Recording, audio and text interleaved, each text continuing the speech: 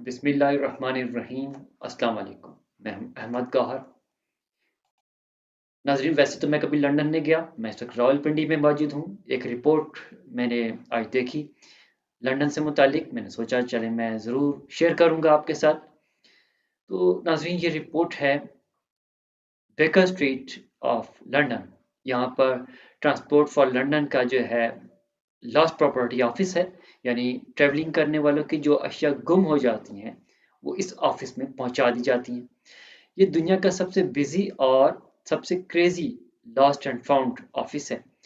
यहाँ हर साल 3 से 4 लाख चीज़ें आती हैं, यानी ये समझ लीजिए कि रोज़ाना 1,000 चीज़ें गुम होती हैं और वो इनके पास पहुंच जाती हैं। तो मैं ये सोच रहा था कि अगर पाकिस्तान में भी ऐसा होता तो कितनी ही चीज़ें वापस मिल जाती। खासतौर पे मेरी एक कैब जो मैं ट्रैवल कर रहा था गुम हो गई, शायद वो भी मुझे मिल जाती।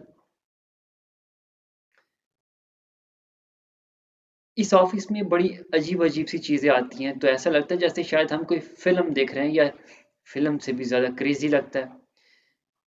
कुछ चीज़ें मैं आपसे डिस्कस करता हूँ।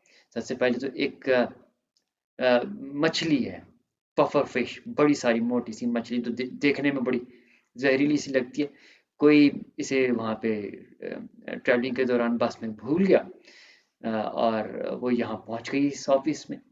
That was a strange thing. दूसरी चीज़ है शादी का जोड़ा, दुल्हन का अरूसी लिबास, जिसमें उसका अब वेल भी था, नकाब उसका, और ये प्लास्टिक बैग में बंद था।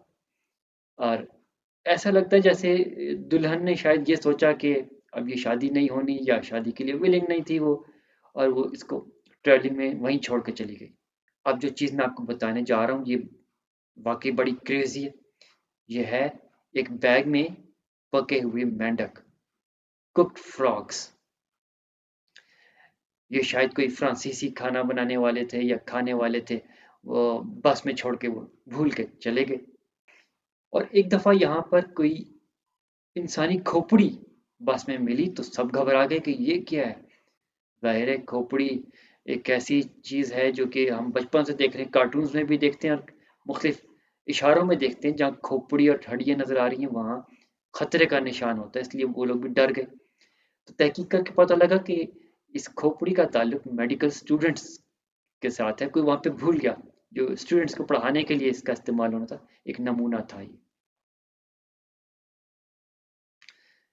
अभी जो मैं एक चीज़ आपको बताने जा रहा हूँ, इसको सुन के आपको हंसी आएगी कि ये कितनी अजीब चीज़ थी और जो यहाँ पे भूल गया।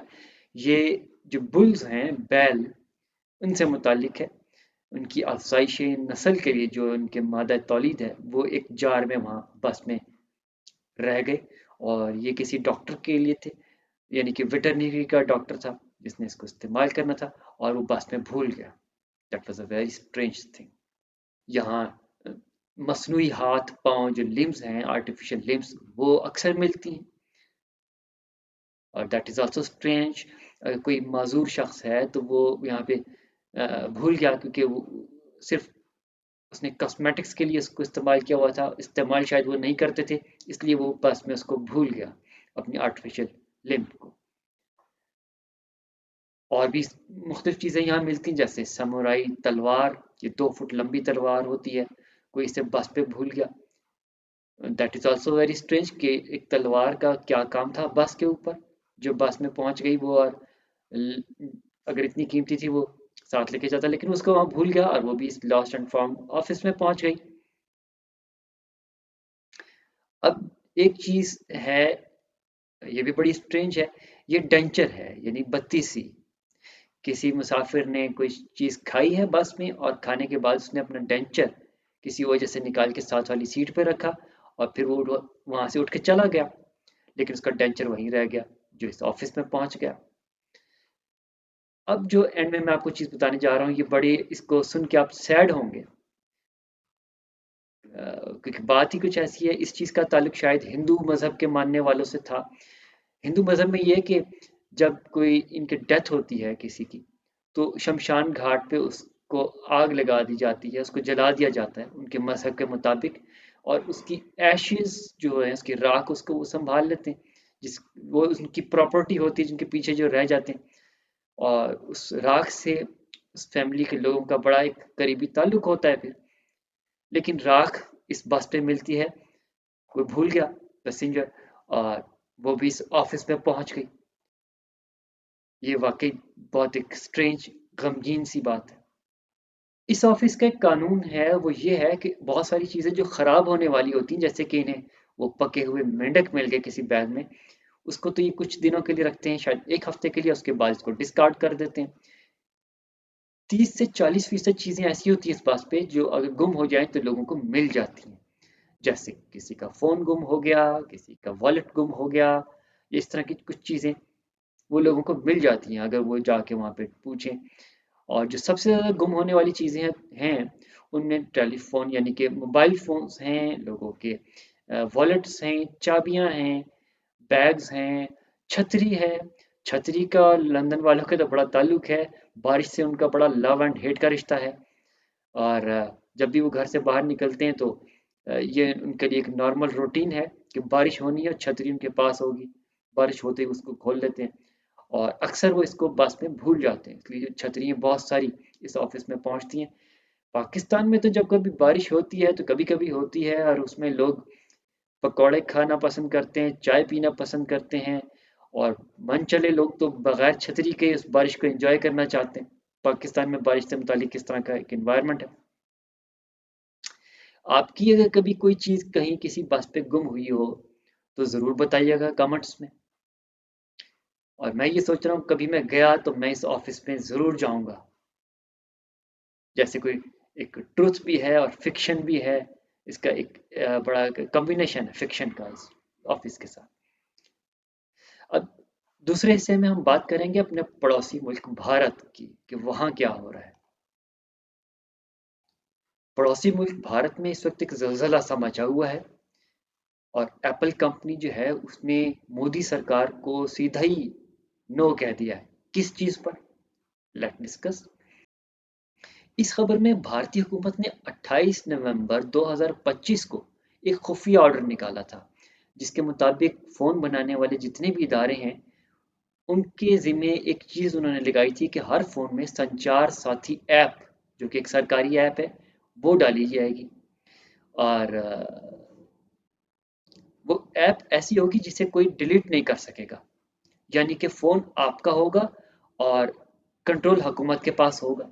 लेकिन एप्पल कंपनी ने खड़े होकर सीधा ही उन्हें नो कह दिया कि हम ये काम नहीं करने वाले। अब ये बात भारत के जो 120 करोड़ लोग फ़ोन इस्तेमाल करने वाले हैं, उनके लिए मुसीबत बनी हुई है। वो कह रहे हैं कि इससे हमारी ज़िंदगी बदल जाएगी।